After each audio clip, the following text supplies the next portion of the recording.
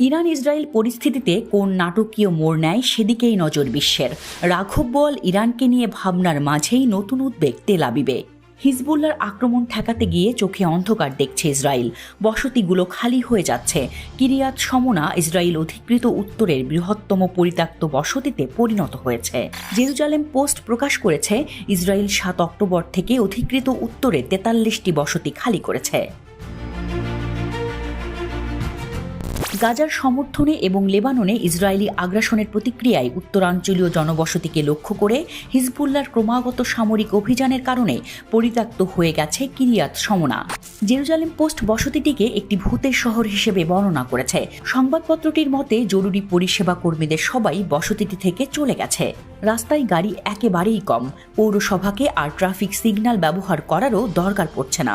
শুধুমাত্র একটি সুপারমার্কেট খোলা থাকে, তবে এটি দুপুরের দিকেই বন্ধ হয়ে যায়।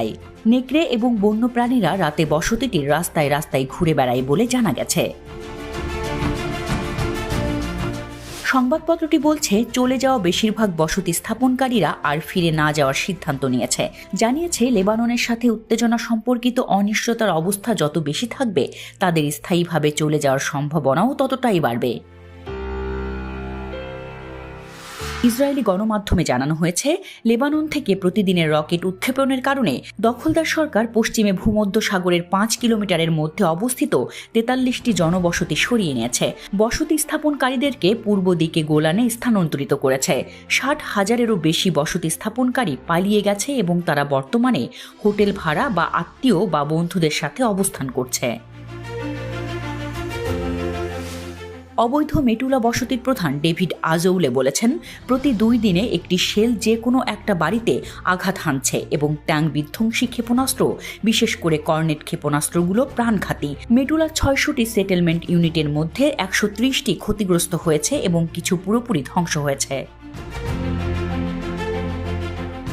এদিকে লেবাননের ইসলামী প্রতিরোধ আন্দোলন হিজবুল্লাহ মঙ্গলবার নিশ্চিত করেছে যে এটি দক্ষিণ অধিকৃত ফিলিস্তিনের 2টি ইসরায়েলি সামরিক ইউনিটের সদর দপ্তরে হামলা করছে।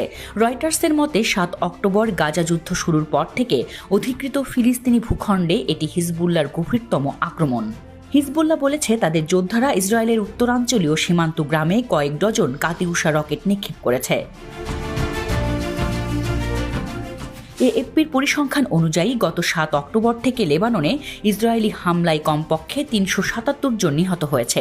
বেশিরভাগই হিজবুল্লাহ যোদ্ধা, তবে নিহতদের মধ্যে 70 জন বেসামরিক নাগরিকও রয়েছে।